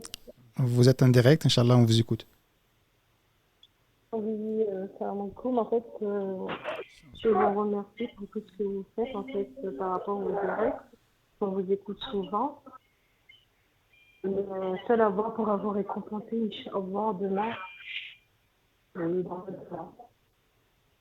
Du coup, ma question, en fait, c'était pourquoi, c'est-à-dire, j'ai l'habitude de lire le Coran, que ce soit matin ou au soir, au moins, je dirais au moins 10 pages et plus. Et au moment où je ne le lis pas, en fait, et que ce soit le matin ou le soir, est-ce que c'est normal que je ne me sens pas bien, en fait? Je voulais pas, en fait, je ne me sens pas bien, pour moi, je me dis que c'est un manque. C'était ça ma question. Est-ce que c'est normal que vous ne vous sentez pas bien au moment où vous lisez le Coran? C'est-à-dire quand je le lis, quand je lis pas en fait, est-ce que c'est normal que si dans la journée j'ai pas pu lire le matin ou le soir avant de dormir, il faut que je le fasse, ben je me sens pas bien. Alhamdulillah, ça c'est si vous n'avez pas mangé, vous ne vous sentez pas bien non plus. Si vous n'avez pas bu, vous ne vous sentez pas bien, ça y est que c'est rentré dans votre programme et je vous félicite pour cela. Si vous êtes rentré dans votre programme, donc ça veut dire qu'il y a un apport que vous ne voyez pas et qui Allah a mis le Coran dans votre vie et si ça vous manque, ben ça vous manque. Si votre mari n'est pas là, je pense que ça vous manque. Si vos enfants sont en voyage, même si vous les avez en visio, ça vous manque quand même. Donc c'est un manque, ce qui prouve que le Coran a une place dans votre cœur et c'est tant mieux pour vous. Donc, si Dieu vous encourage en même temps en créant ce manque-là, puisque c'est lui qui crée tout, en créant ce manque, c'est peut-être pour vous encourager aussi à ne pas abandonner. Et on le verra, Inch'Allah, comme vous le savez, chaque lettre lue apporte 10 bonnes actions. Voilà, donc si vous avez négligé, probablement que vous avez autre chose à faire, ou vous avez fait autre chose, mais si vous avez négligé de ramasser les hasanats, Allah vous rappelle qu'il reste encore beaucoup de hasanats à ramasser, auquel cas vous lisez vos 10 pages, ou plus ou moins, et Inch'Allah, ça vous apaise premièrement, et deuxièmement, ça vous donnera Inch'Allah de bonnes actions. D'accord. Inch'Allah. Ok, bah, je vous remercie. Barakallahu fik. Barakallahu fik, assalamu alaikum. Juste un petit rappel avant de prendre un autre appel. Une nouvelle fois, essayez d'éteindre votre ordinateur ou votre tablette avec laquelle vous suivez le live parce qu'il y a de l'écho. Et essayez d'être aussi loin du bruit parce que ça résonne et c'est pas facile à comprendre ce que vous êtes en train de dire. Barakallahu fikum. Allô? Oui, salam alaikum. Oui, alaikum salam. Oui, j'essaie de joindre du coup le live du cher pour pouvoir poser une question. Vous êtes en direct, on vous écoute, Inch'Allah. Oui, salam alaikum. Wa alaikum salam. Vous m'entendez? Oui. Barakallahu fikoum pour le live, qu'Allah vous en récompense. Alors j'ai une question et j'aimerais apporter une explication après cette question. En fait, j'aimerais savoir comment on fait pour savoir si Allah est rentré dans notre cœur, en fait. Je m'explique. J'ai l'impression, en fait, d'avoir constamment à l'esprit Allah. En fait, je pense souvent à Allah, à sa parole. Je suis rythmée par le fait de penser à Allah souvent, mais au niveau des actes et des adorations, ça ne suit pas. Il y a comme une sorte de procrastination, peut-être. Je ne sais pas comment l'expliquer. J'ai l'impression que le fait que je pense à Allah souvent, c'est lié à la crainte, plus qu'à l'espoir ou à l'amour envers lui. Et peut-être me donner des conseils ou peut-être m'apporter des explications sur ce sentiment-là que j'ai. Voilà. Alhamdulillah, qu'Allah vous ouvre le cœur et vous facilite. Parce que, comme disent les savants, le plus important, ce n'est pas tant que vous aimez Allah, c'est qu'Allah nous aime. Donc c'est ce qu'il faut rechercher. Auquel cas, la crainte, si c'est la crainte, je dirais, si c'est un manque, si vous avez de la crainte et pas de l'amour, je dirais l'inverse. Je dirais l'inverse parce que la crainte Et l'espoir, on sait que ce sont deux ailes, comme dirait Ibn Qayyim, et que le cœur, c'est l'amour. Donc, sans rentrer dans la théorie, si vous craignez Allah, je dirais plutôt que votre comportement sera exemplaire et en même temps, vous n'y trouvez pas de goût. Là, vous trouvez du goût, vous aimez Allah et pourtant, vos actes, d'après vous, ne suivent pas. Donc là, je pense peut-être que c'est une connaissance d'Allah, vous aimez Allah, mais en réalité, vous ne le connaissez pas. Quand je dis vous ne connaissez pas, je ne le connais pas plus que vous, hein. Mais vous ne le connaissez pas dans le sens que peut-être que vous appuyez beaucoup plus sur l'amour que sur la crainte. Que sur la crainte, en ce sens que si vraiment vous craignez Allah, et qu'en craint de le rencontrer, ça peut être n'importe quand. Donc on l'aime bien sûr parce qu'on ne peut pas se passer de lui. Et donc on pense souvent à lui, mais il faudrait mettre si demain je dois rencontrer Allah, qu'est-ce que? Donc il faudrait faire le bilan de ses actions. Et là, Inch'Allah, Allah va vous faire rentrer dans le cœur la crainte qui accompagne, donc, y compris les prophètes d'ailleurs. Hein. Ce n'est pas, certains sont là, non, moi j'aime Allah par amour, pas par crainte. Non, les prophètes, ils avaient cet équilibre-là, c'est Allah parle d'eux. C'est ils craignaient Allah et en même temps ils espéraient. Donc là, je ne dis pas que je ne suis pas un psychologue, hein, je suis désolé, je vous parle en fonction de ce que j'entends. Je pense que là, vous aimez Allah, vous pensez souvent à Allah, mais peut-être que sa rencontre vous préoccupe moins. Mais je peux me tromper. Hein. Moi, je dirais qu'il faudrait vraiment, si je veux, comme l'a dit le prophète sallam à Jibril, alayhi salam, quand tu lui as demandé sur l'ihsan, que c'est que l'excellence, il dit que tu adores Allah comme si tu le voyais. Car si tu ne le vois pas, lui, il te voit. Donc, je pense qu'il faudrait peut-être travailler ce côté-là, pas seulement de penser à Allah, à ses actes, mais de penser à sa rencontre. Une fois que vous penserez à sa rencontre, peut-être que ça va vous amener à rectifier ou à réformer certains, parce que on a fait hier dans la khutbah du vendredi, la pudeur. La pudeur, c'est le fait que Allah ne te voit pas là où tu n'aimerais pas qu'il te voie. C'est que Allah te voit là où tu aimerais qu'il te voie. Donc penser à lui ne suffit pas. Aussi faut-il que votre objectif soit de rencontrer Allah, entre guillemets, comme l'a dit le prophète sallam dans le hadith Abu Dhar. Allah a dit, je me fais l'ennemi de celui qui se fait l'ennemi de l'un de mes alliés. Mon serviteur ne se rapproche de moi par rien qui m'est plus agréable que le fait d'accomplir ce que je lui ai rendu obligatoire. Ensuite, les œuvres surrogatoires l'amèneront jusqu'à ce que je l'aime. Quand je l'aime, je deviens lui par laquelle il entend. Donc si on entend des choses qui ne plaisent pas à Allah, automatiquement, je ne dis pas que les cellules auditives vont se fermer, mais automatiquement, on va ressentir une gêne. On va quitter ou on va arrêter cette chose-là. Je deviens la vue par laquelle il voit. Donc, on regarde au travers de ça, et pas seulement je pense à Allah, mais je me dis, est-ce qu'Allah aime que je regarde ça? Donc, soit je baisse les yeux parce que je me dis, Allah n'aime pas ça, soit je contemple et je remercie Allah parce que c'est une merveille, et Allah, subhanahu wa ta'ala, c'est le seul digne d'adoration. Donc, voilà. Moi, je dirais qu'il faut peut-être appuyer sur la pédale pas de la crainte, mais d'essayer de s'imaginer au dernier moment, et je vais rencontrer Allah, qu'est-ce que je vais lui dire? Peut-être que ça va vous amener, vous aider, peut-être à mieux agir, à vous reformer dans le sens que vous souhaitez. Et qu'Allah vous le facilite. D'accord. Amin, barakallahu fik. Allah Et du coup, ça serait de l'ordre de la paresse spirituelle, peut-être aussi le fait que les adorations ne suivent pas, ou est-ce que c'est de l'hypocrisie? Non, j'ai aussi ces questions en fait. Non, mais c'est une bonne question, comme on l'a répondu la semaine dernière. L'hypocrite ne pense pas qu'il est hypocrite, hein, je ne pense pas, et je ne vous souhaite pas du tout d'être hypocrite. Ça, je dirais que c'est plutôt... Je le dirais plutôt que, comme diagnostic, je ne suis pas un médecin, mais je penserais à la paresse plutôt. Je pense qu'il faut que vous efforciez à faire, ne vous sous-estimez pas, tout en sachant qu'il n'y a de force et de mouvement que par Allah. C'est-à-dire, grâce à Allah, je vais y arriver. Et bon, je tombe toujours dans les mêmes péchés. Je n'arrive pas à faire ça. Oui, bien sûr, vous n'arrivez pas. Parce que c'est par Allah que vous allez y arriver. Donc je pense qu'il faut l'implorer en disant, je ne suis rien, Allah tu le sais, et j'ai envie d'aller vers toi, j'ai envie de t'obéir. Donc facilite-moi cette obéissance-là, et vous verrez, Inch'Allah, que votre vie va changer. Inch'Allah. Barakallahu fik. Allah Merci beaucoup. avec plaisir. Allah vous en récompense. Salam alaikum. Salam alaikum. Barakallahu fik, salam alaikum.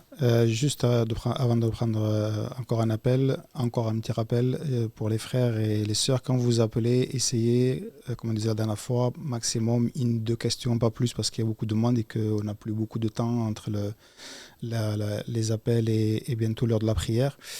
Avant de prendre notre appel, Cheikh, juste une question qui revient souvent, qui a déjà été posée, mais là, vu que on est vraiment dans le cœur du sujet, quelle est la récompense, s'il y a une récompense par rapport à la langue, la récompense de la lecture du Coran en français? Il faut savoir, et on le verra, Inch'Allah, il faut savoir que le Coran a été révélé en langue arabe claire. C'est pour d'abord au prophète sallam, et ça c'est une langue qu'Allah a choisie parmi toutes les langues pour qu'il comprenne, pour qu'il l'intègre, qu'il l'applique. Donc le fait de lire comme un perroquet, comme certains savent très bien lire le Coran, tant mieux. Bien sûr que la récompense est énorme. Chaque lettre, comme l'a dit le prophète sallam, c'est 10 hasanat. Je ne dis pas qu'alif lam mim c'est un harf. Alif est harf, lam est harf, mim est harf. Donc tout est lettre. Donc quand on dit alif lam mim, on a 30 hasanat.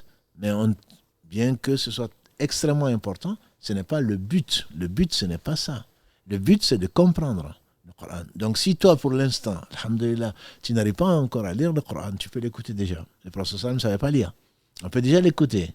Et donc, Inch'Allah, tu auras la même récompense. Je l'espère, en tout cas, lire et écouter.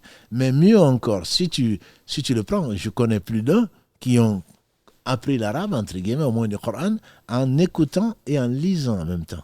Donc tu vois le sens, non seulement ça rentre dans ton cœur, mais en même temps, c'est le sens qui rentre dans ton cœur. Une fois que le sens est rentré dans ton cœur, il va y travailler, tu vas le comprendre et tu vas te rapprocher d'Allah au travers de ce qu'Allah aime. Et ne pas être comme ceux qui connaissent le Coran, comme certains Arabes qui ont appris le Coran et qui sont devenus, comme Allah le dit dans la sourate 62, verset 5, quand il parle des gens à qui la Torah a été révélée et qui ne l'ont pas appliquée. Donc le Coran a été révélé comme miséricorde, comme guide. Donc un guide, on suit le guide. Mais tu ne peux pas suivre un guide quand tu ne le vois pas. Tu ne peux pas suivre un guide quand tu ne sais pas ce qu'il dit. Donc le Coran, c'est avant tout une guidée. C'est pour cela qu'Allah nous a ordonné, donc, pour notre piété, de jeûner le mois de Ramadan, parce que c'est pendant le mois de Ramadan qu'il a révélé le Coran comme guide pour les gens. Par conséquent, moi j'insiste que ceux qui disent que ça ne sert à rien de lire le Coran en français ou en anglais, ceci, qu'ils craignent Dieu. Qui craignent Dieu parce qu'ils mentent, parce que c'est un mensonge. Et consciemment ou sciemment, Allah ne dit-il pas dans la sourate 99, verset 8, ne dit-il pas et dans le 7, il dit celui qui fait le bien du poids d'un atome le verra. Verset 7, et celui qui fait le mal du poids d'un atome le verra. Donc on ne peut pas dire à quelqu'un non, toi ça ne sert à rien, tu lis le Coran en français. Il n'y a pas de Coran en français, comme on l'a si bien dit ici Mohammed, barakallah fait. Il n'y a pas de Coran en français. Le Coran, par définition, est en arabe. Mais si je vais puiser, même en français, je ne comprendrai pas tout. Et on verra, Inch'Allah, quelles sont les règles de tafsir. Si je vais en arabe, un arabe ne comprendra pas le Coran comme ça. Un arabe d'aujourd'hui surtout, il ne comprendra pas le Coran comme ça. Donc, si je vais lire les explications que les savants ont retirées de certains versets, etc., mais je cherche le sens. Et donc, le sens, certains sens ont été, Allah a permis que certains sens aient pu être rendus en français, en anglais, dans une autre langue, dans toutes les langues du monde. Donc, le connaître, ça fait partie de l'adoration. C'est que tu ne peux pas adorer ce que tu ne connais pas. Et donc, si tu ne connais pas Allah, comment tu vas connaître Allah sans la description qui se donne de lui-même?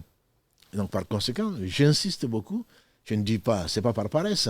Je pense que avant de connaître l'arabe, je pense qu'il faut connaître certains sens au moins du Coran pour les mettre en application, ce qui ne dispense absolument pas d'apprendre le Coran, ne serait-ce que pour la prière et pour tout le mérite qu'il y a dans la lecture du Coran.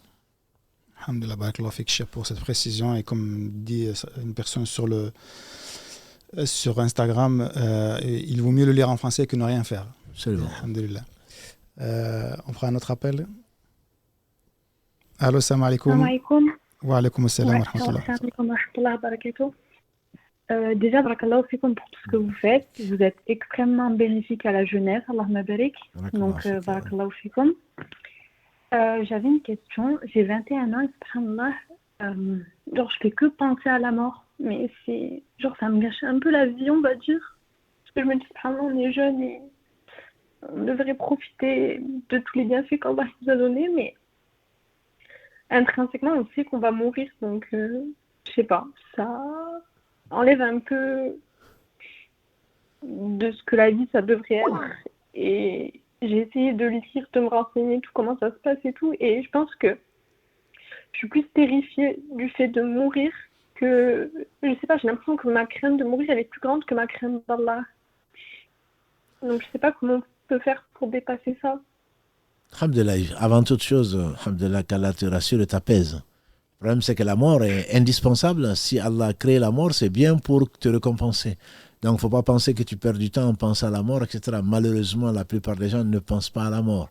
Voilà. Si on pensait à la mort, je pense qu'il n'y aurait pas d'injustice en toi, il y en aurait beaucoup moins. Si tu penses à la mort, c'est que tu te poses des vraies questions. Il ne s'agit pas, bien entendu, de se gâcher la vie. Comme l'a dit le prophète sallam, la foi, elle est comme ça, elle est comme ça. Il y a des moments où ça monte. Mais n'oublie pas, quand Allah aime quelqu'un, et j'espère qu'il t'aime, quand Allah aime quelqu'un, il l'éloigne de la vie de ce bas monde. Ça ne veut pas dire qu'on n'aime pas la vie. On aime la vie pour justement y travailler, pour gagner les places dans l'au-delà. Il ne faut pas oublier l'au-delà. C'est le thème d'ailleurs de notre série encore, donc du mardi.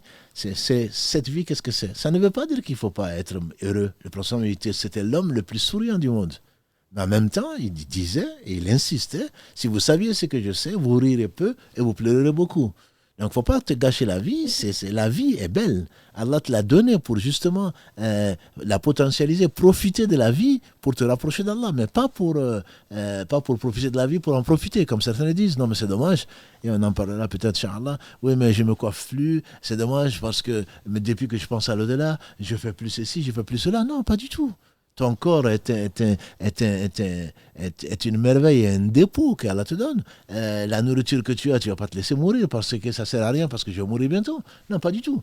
Je pense qu'il faut voir, dans chaque occasion qu'Allah te donne, il faut voir une opportunité pour te rapprocher d'Allah. De telle façon que tu vas, quand tu sais que ton sourire à ta soeur, ou à ton père, ou à ta mère, c'est une sadaqa, tu ne vas pas arrêter de sourire. Pourquoi tu vas faire la tête? À la limite, si tu te regardes dans un miroir et que tu fais la tête, tu dis, mais ça va pas ça. Tu es en train de perdre ce temps-là. Tu es en train de perdre, voilà. Donc, vois ça comme ça et souris à la vie.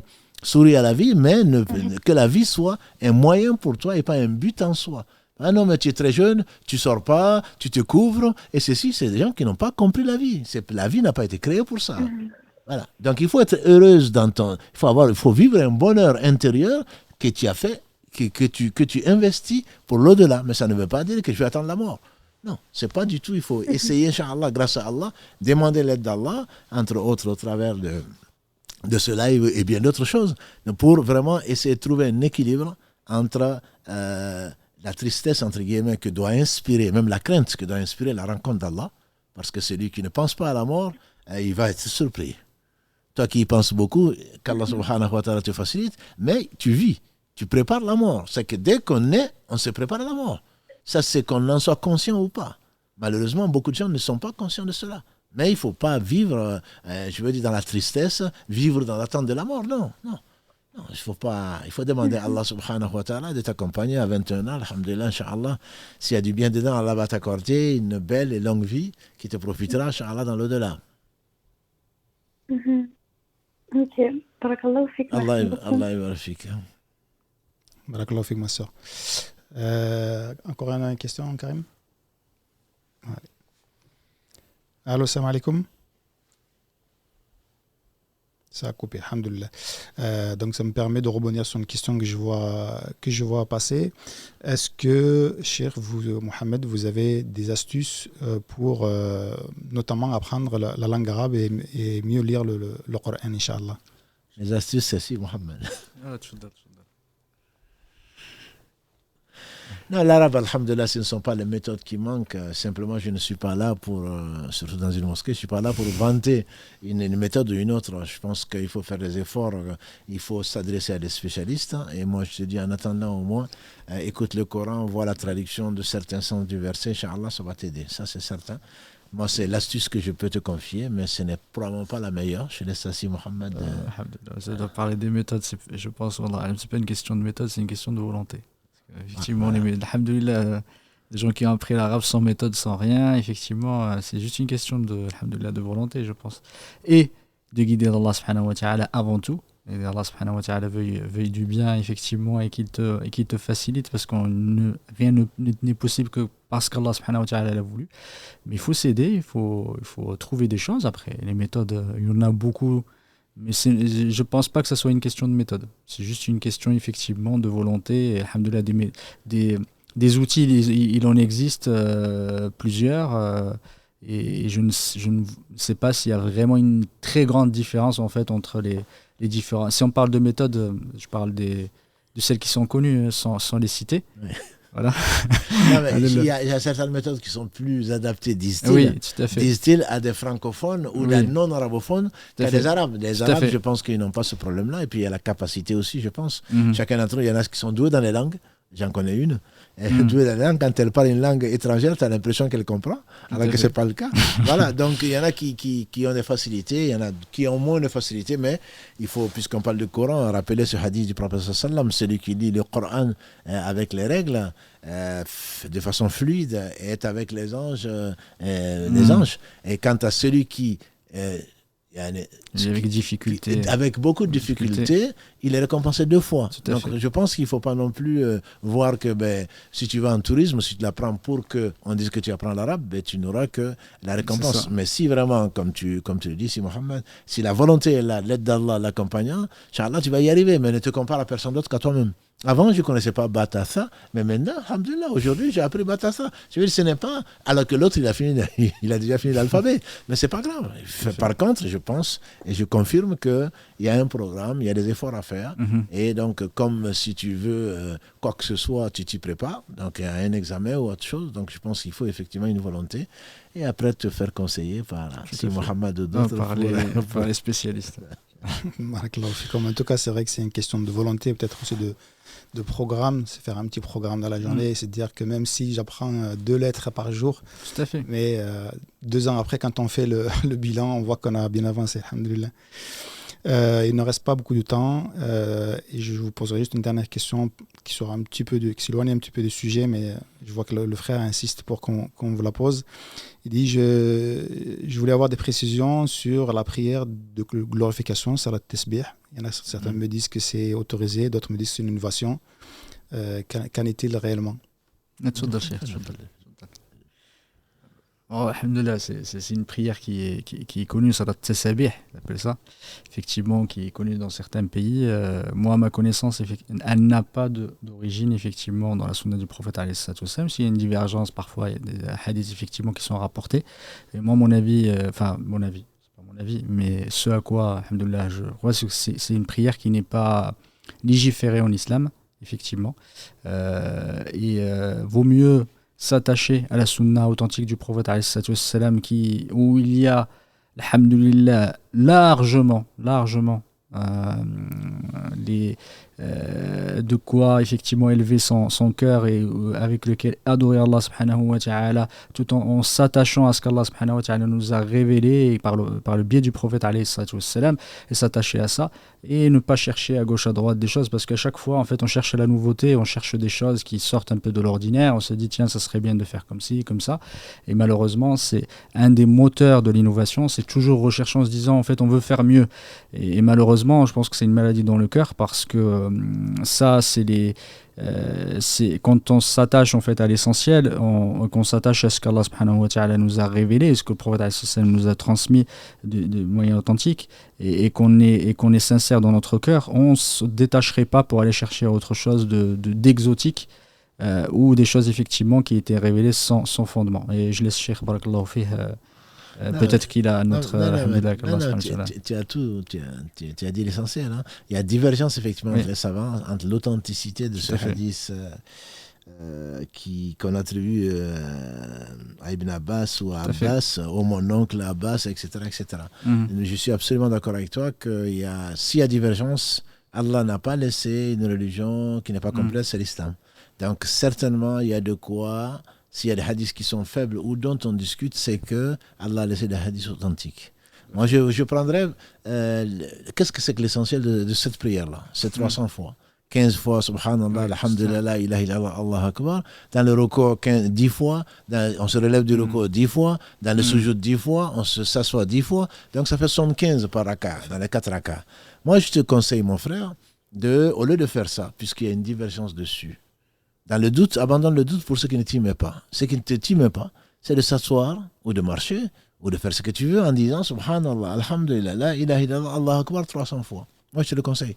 Sachant que quand tu fais 100 fois, Dieu seul sait ce que ça représente. Une seule fois, Dieu seul sait. Quand tu dis Subhanallah, Alhamdulillah, la ilaha illallah, Allah Akbar, ça monte jusqu'au trône.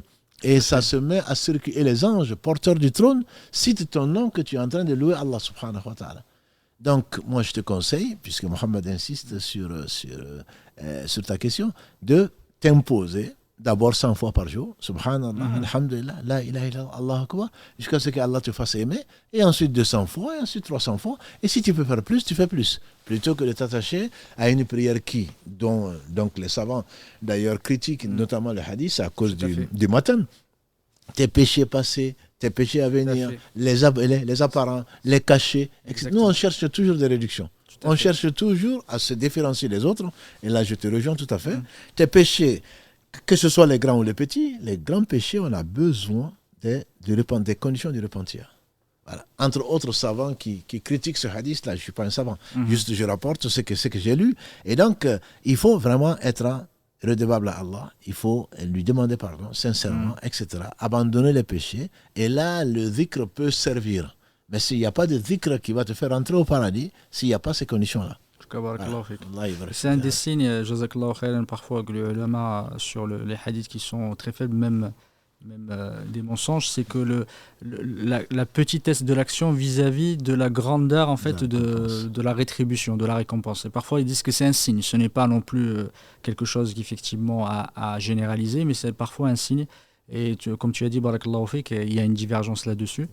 Jazakallahu khairan, et alhamdoulilah, les conseils que tu as donnés ils sont très très importants. Alhamdoulilah, on a de quoi faire. Il y en a beaucoup qui, par exemple, adkar sabah, adkar al-masa, les adkar, on a alhamdoulilah toute la journée, et on peut alhamdoulilah sans difficulté trouver de quoi occuper notre temps. D'autant plus qu'on a déjà vu, mais vous savez, la citadelle du musulman, qu'Allah fasse miséricorde à son auteur, il y a énormément de choses, et sinon que des facilités qu'Allah nous a dit, subhanallah wa bihamdihi, adada khalqihi, warida nafsihi. Donc il y a des concentrés, je dirais même d'invocations, qui valent ce qu'elles valent et qui sont énormes. Donc je pense qu'il faut s'attacher vraiment à ce qui est authentique, comme tu l'as suggéré, et éviter de chercher des réductions partout. Il ne s'agit pas du frère, mais il s'agit de nous tous. On cherche tous à rentrer par la fenêtre alors que la porte est grande ouverte. Exactement. Barakallahu fikoum, il reste 2 secondes, allez, même une minute à la Aden, donc j'en prends juste 2 secondes pour rappeler aux frères que vous pouvez retrouver tous les lives sur notre chaîne YouTube, sur notre page Facebook, sur toutes les plateformes de podcast, sur Instagram, on diffuse pas mal de vidéos également, donc pour ceux qui n'ont pas pu suivre, donc n'hésitez pas à suivre tous ces réseaux sociaux sur lesquels nous sommes présents, et donc je vous laisse, Inch'Allah, Cheikh, terminer avant le Adhan, Inch'Allah. Barakallahu fik, jazakumullah khairan, qu'Allah vous récompense par le meilleur, qu'Allah subhanahu wa ta'ala nous accorde la sincérité dans les paroles et dans les actes, et qu'il nous fasse bénéficier de la science bénéfique et la science véridique, qu'Allah subhanahu wa ta'ala vous récompense tous par votre attention et votre présence à ce live. Et je remercie les frères Mohamed et les frères Karim pour leur assistance et leur présence, et à toi aussi Cheikh, jazakallahu khairan, pour tes explications claires. Qu'Allah subhanahu wa ta'ala ajoute plus à ta science effectivement, et te montre le chemin droit, et à nous tous. Barakallahu fikum, subhanakallahumma bihamdika, ashhadu an la ilaha illa anta, astaghfiruka wa atubu ilayk. Subhana rabbika rabbil izzati amma yasifun, wa salamun ala al-mursalin, walhamdulillahi rabbil alamin.